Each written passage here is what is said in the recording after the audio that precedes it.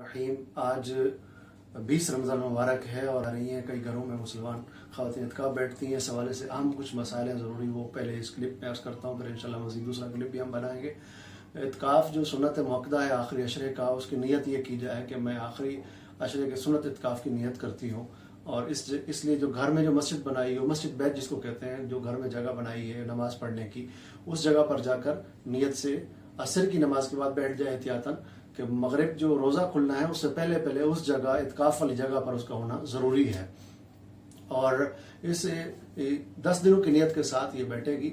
और इसके अंदर एहतियातें क्या होती हैं कि जैसे किस चीज़ से इत्काफ़ टूट जाता है, किस से नहीं टूटता, और इसके क्या मसाइल हैं, या मुख्तसर में अर्ज़ करता हूँ कि इत्काफ़ ज़रूरतन निकलना जायज़ है। जैसे उसके लिए बाहर निकली, वॉशरूम वगैरह के लिए बाहर गई, हाँ किचन से सारी उठाकर देने वाला कोई नहीं है तो अब ये खुद जाकर सारी उठाकर वापस अपनी जगह पर आकर बैठकर खा सकती है, इतनी इजाज़त है। वरना सारी भी इसकी जगह तक पहुंचाई जाए।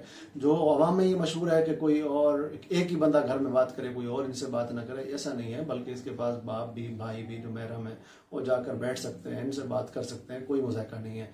अंधेरा हो जाए तो रोशनी करना भी ज़रूरी है, अंधेरे में भी इत्काफ़ नहीं टूटता, इत्काफ़ जो है वो बाकी रहता है।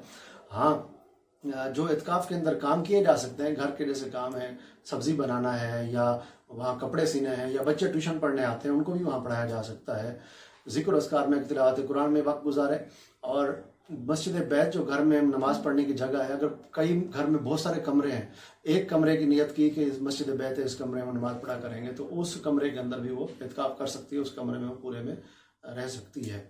वॉशरूम के लिए अगर गर्मी हुई और उसको नहाना पड़ा, तो इसके लिए अगर नहाने चली गई वॉशरूम, तो इस सूरत में वो फ़र्ज़ गुस्ल के अलावा कोई गुस्ल जो है वो किस तरीके का गर्मी को दूर करने के लिए या इस तरह, तो वो गुस्ल नहीं कर सकती। अगर इस नियत से निकली बाहर तो उसका इत्काफ़ टूट जाएगा। इत्काफ़ की कज़ा क्या है?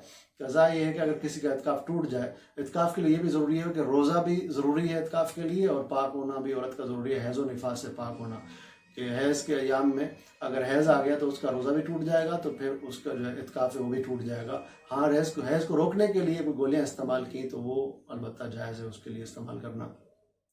अब अगर किसी का इत्काफ़ टूट जाए तो अब उसकी कज़ा कैसे करनी है ये भी सुन लीजिए। कज़ा ऐसे करनी है कि जिस एक दिन मगरिब से पहले जिस जगह मस्जिद बैत है उसमें बैठ जाए, इत्काफ़ की नियत करे, मगरिब के बाद सारी रात वहाँ रहे, अगले दिन रोज़ा रखे और फिर रोज़ा इफ्तार करके वहाँ से उठ जाए। तो ये जो पूरा टाइम है, ये पूरे जो इत्काफ़ टूटा था उसकी कज़ा हो जाएगी। इंशाअल्लाह अज़ीज़ मज़ीद हम क्लिप जो है वो अपलोड करेंगे। हमारा चैनल सब्सक्राइब कीजिए और इसको आगे शेयर कीजिए। दूसरे लोग भी इस हवाले से कुछ पूछना चाहते हैं, कॉल पर बात हो सकती है, वीडियो कॉल भी भाई जैसे बहन को कर रहा है, या माँ बेटे से बात करना चाहती है तो बात भी हो सकती है। सल्लल्लाहु अलैहि हबीब सल्लल्लाहु अलैहि वसल्लम।